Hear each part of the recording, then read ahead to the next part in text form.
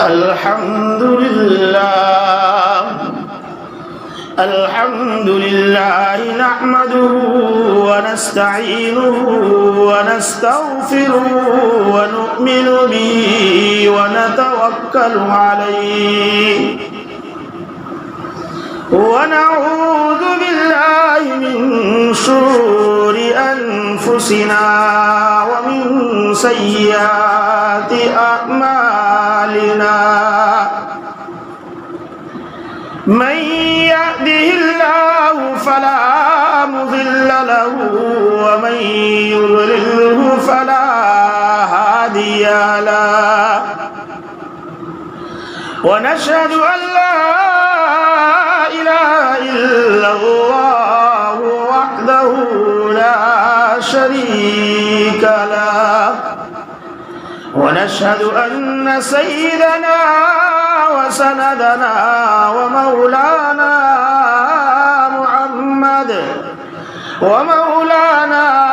محمدا عبده ورسوله أما بعد فأعوذ بالله من الشيطان الرجيم بسم الله الرحمن الرحيم الحمد لله رب العالمين الرحمن الرحيم مالك يوم الدين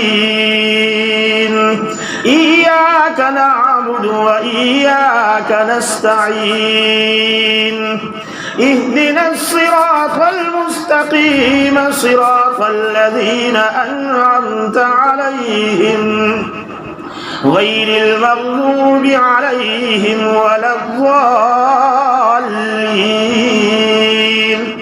صدق الله العظيم. درود شریف پڑھ لیجیے.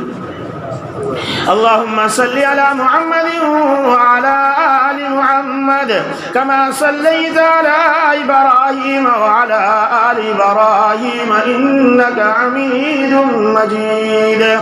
اللهم بارك على محمد وعلى آل محمد كما باركت على إبراهيم وعلى آل إبراهيم إنك حميد مجيد. گرامی قدر عزیز دوستو، آج دو خوشی ہے.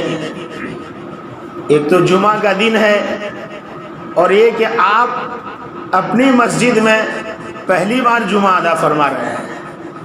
یہ ڈبل خوشی ہے. یہ اللہ کے فضل سے ہوا.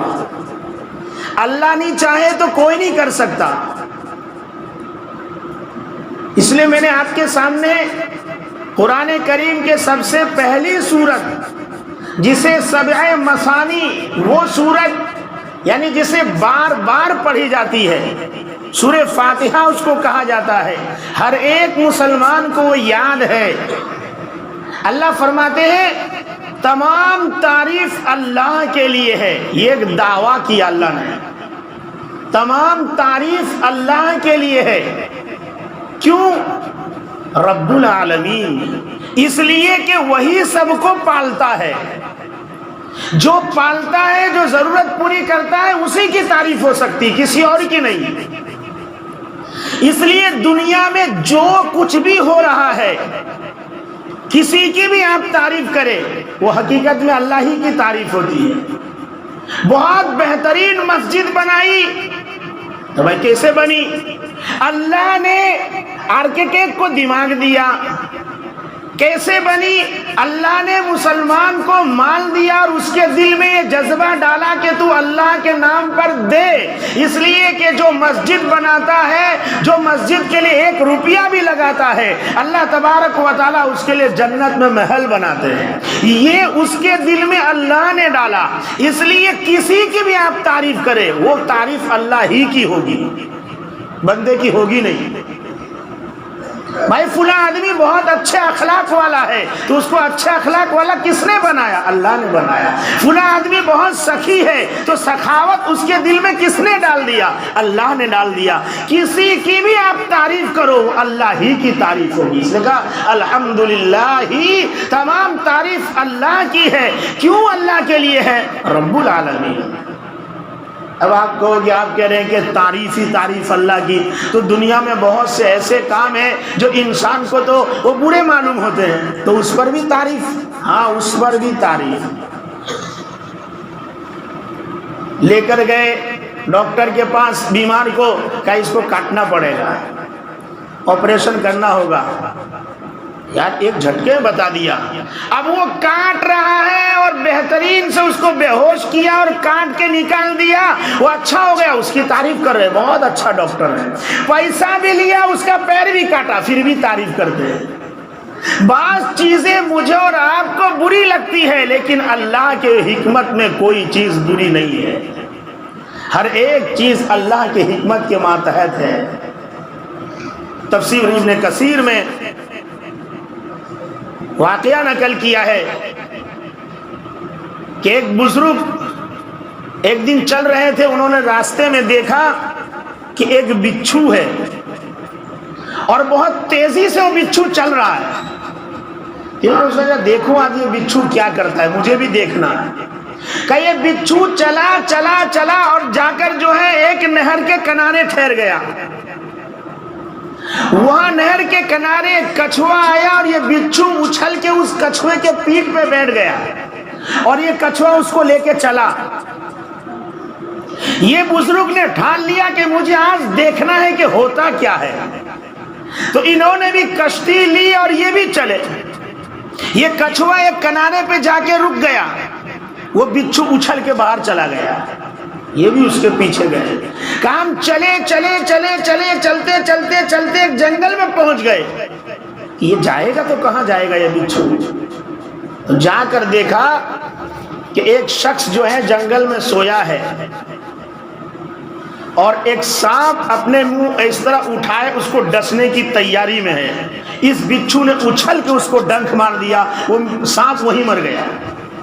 اب یہ منظر دیکھ رہا ہے سب، اس کی آنکھ کھلی تو وہ دیکھتا ہے کہ میرے بغل میں بچھو ہے، تو اس نے بڑا سا پتھر اٹھایا کہ اسے ماروں گا۔ اس اللہ والے نے کہا کہ نہیں نہیں، یہ بچھو تیرا دشمن نہیں، یہی تیرے جان کا محافظ ہے، اگر یہ بچھو نہیں ہوتا تو آج تو بھی نہیں ہوتا۔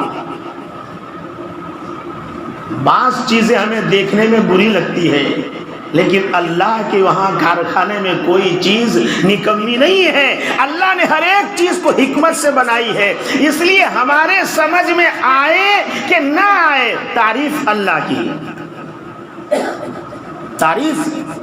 تعریف اس خدا کی جس نے جہاں بنایا، کیسی زمین بنائی، کیا آسماں بنایا، یہ سب اسی خالق کائنات کا کام ہے۔ اس لیے کہا الحمدللہ رب العالمین، تمام تعریف اللہ کے لیے جو سارے عالم کا، سارے کائنات کا پالنہار ہے، سب کو کھلاتا اور پلاتا ہے، خود کھانے سے پاک، پینے سے پاک، سب کی ضرورتیں پوری کرتا ہے، اس کو کسی کی کوئی ضرورت نہیں، سب کی سب ضرورتیں وہی پوری کرتا ہے، اس کے بغیر کچھ نہیں ہوتا۔ یہ اللہ ہے۔ مشہور ہے نا، حضرت موسیٰ علیہ السلام تقریر کر رہے تھے، ایک شخص نے پوچھ لیا مجمع میں کہ سب سے زیادہ جانکار کون؟ تو روئے زمین پر نبی سے زیادہ جانکار کوئی نہیں ہوتا، اللہ کے بعد نبی کے پاس علم ہوتا ہے۔ کمے اللہ کو یہ جملہ پسند نہیں آیا۔ ہاں یہ میں بند، میں تھا تو یہ ہو گیا، میں نے یہ کر دیا، میرے سے ہوا، کہ جو بکری زیادہ میں کرتی ہے اس کو قریشی جلدی ذبح کر دیتا ہے، یہ بہت بولتی ہے، پے کرتی ہے۔ اس لیے جو انسان میں کرے گا اللہ تبارک و تعالیٰ اس کی گردن مروڑے گا۔ یہ فرعونیت ہے، میں ہمیشہ گواہ اللہ کے فضل سے ہوا، یہ جو ہو گیا اللہ نے مجھ سے کام لے لیا، میں تو اس لائق نہیں تھا لیکن اللہ نے لے لیا، یہ اس کا کرم ہے۔ جو اس طرح سے کرے گا اللہ اس کو دنیا میں بھی کامیاب کرے گا، آخرت میں بھی کامیاب کرے گا۔ اللہ کو پسند نہیں آیا، اللہ تعالیٰ نے فرمایا کہ موسیٰ روئے زمین پر اور بھی ایک شخص ہے جو زیادہ جانکاری رکھتا ہے، اس سے ملو۔ اچھا، کہا کیسے ملوں؟ کہا مچھلی لے کے جاؤ، مچھلی جہاں گم ہو جاوے وہاں وہ ملے گا۔ اپنے خادم یوشع بن نون کو لیا اور چلے، جاتے جاتے جاتے جاتے ایک جگہ آرام میں رکے، مچھلی گم ہو گئی، آگے چلے بھول گئے تھے، خادم سے کہا مچھلی نکالو، کہا وہ تو گم ہو گئی، تو کہا رہے اسی کی تو ضرورت تھی، چلو فرتدا علی آثارہما قصصا، چلو واپس چلے۔ وہاں دیکھا ایک شخص موجود ہے، مختصر سے آپ کو بتا رہا ہوں کہ اللہ ہی کرتا ہے اور ہر ایک چیز پر اللہ کی تعریف ہی ہونی چاہیے۔ ملے تو کہا میں آپ کے ساتھ رہنا چاہتا ہوں، دیکھو آپ کی اور میری نہیں جم سکتی، کہا نہیں نہیں میں آپ کے ساتھ رہوں گا، کہا دیکھو رہو گے لیکن میں کچھ بھی کروں تو اس میں تم جو ہے وہ ٹانگ نہیں اڑاؤ گے، کہا ٹھیک ہے چلو، کہا چلو ادھر چلنا ہے، چلے ایک کشتی لی، کشتی میں بیٹھے، کہا بھائی اب تو اللہ والے چلو پیسے نہیں چاہیے، فری میں جا رہے ہیں۔ راستے میں ایک جو ہے وہ کشتی کا تختہ توڑ دیا، حضرت موسیٰ سے رہا نہیں گیا کہ یہ تو ہم پر احسان، اور اس نے تختے کو توڑ دیا۔ کہا بھائی یہ کیا کر رہے ہو؟ ایک غریب آدمی کی کشتی خراب کر دی۔ کہا دیکھو بولا تھا نا کہ تم سے صبر نہیں ہوگا، چپ ہوگا۔ کہا چلو چلو معاف کرو، اتر گئے نیچے۔ نیچے اترے تو دیکھا کہ بھائی بچے کھیل کود رہے ہیں، چھوٹا سا معصوم بچہ نابالغ، اس کو قتل کر دیا۔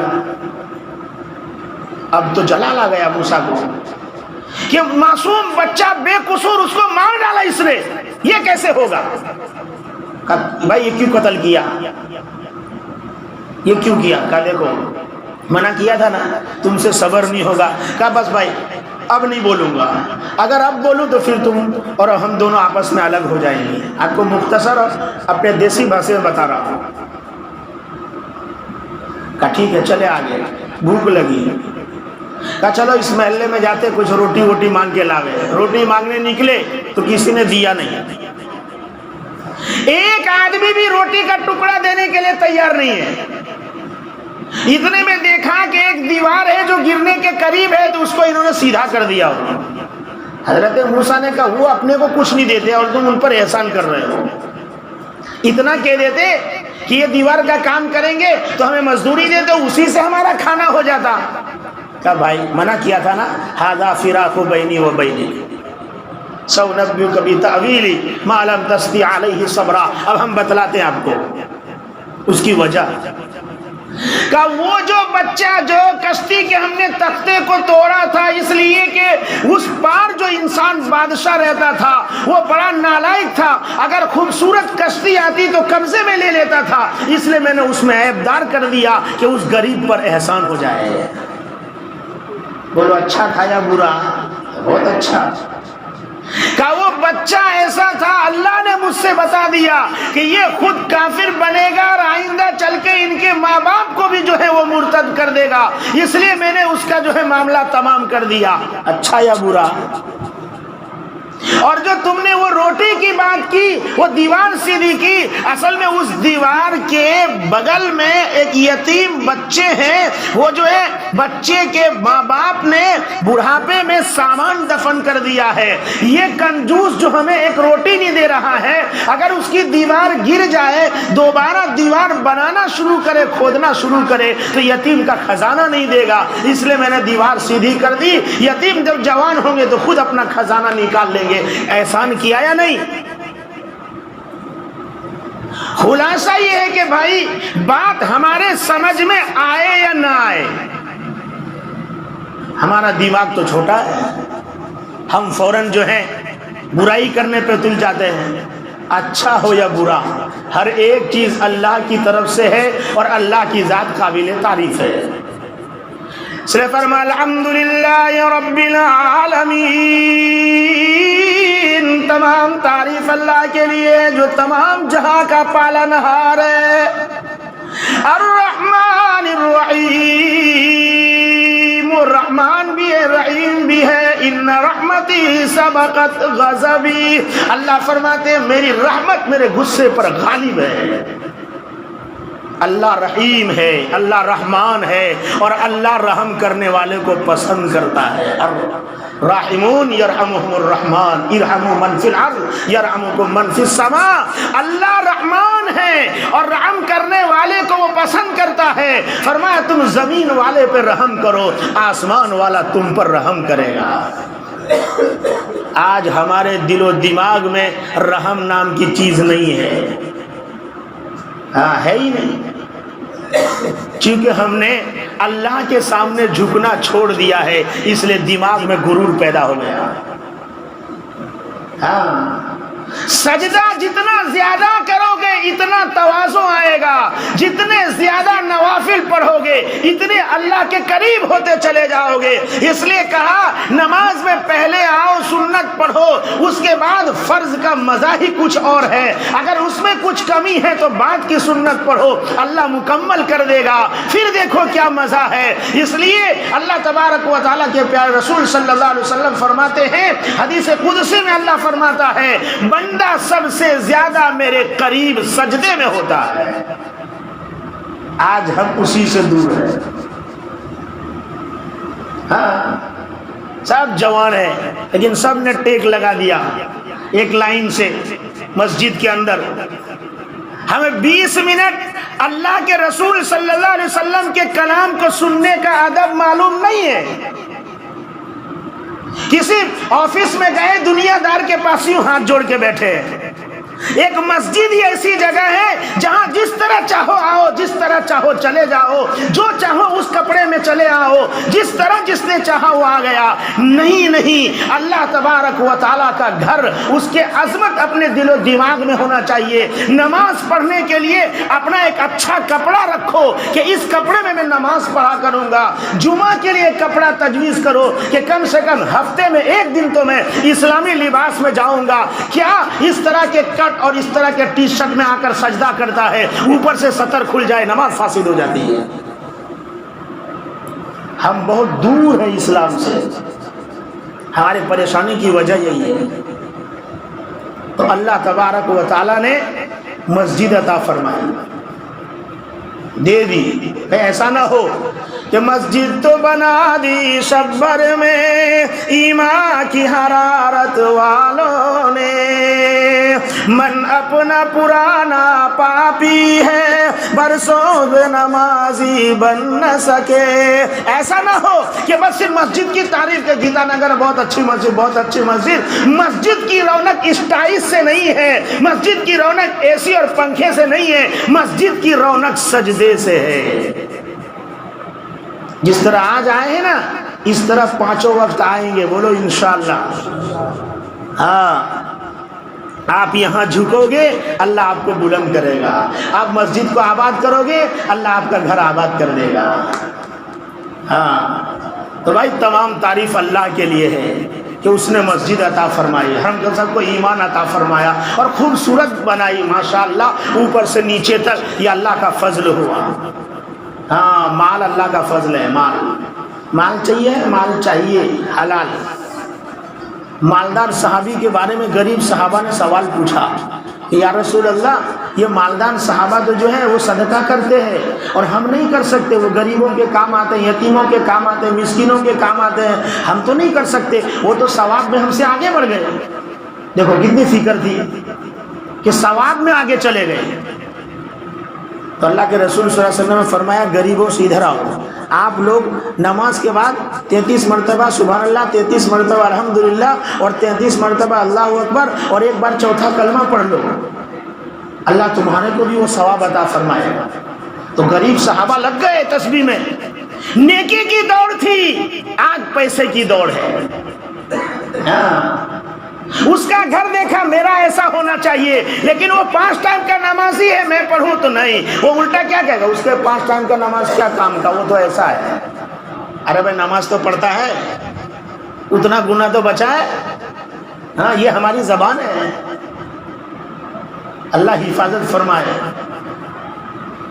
اب مالدار نے بھی غریبوں سے پوچھا، رہے یہ کیا کرتے ہو آپ لوگ نماز کے بعد ایسے ایسے، یہ کیا نیا طریقہ دیکھا آپ لوگ کا؟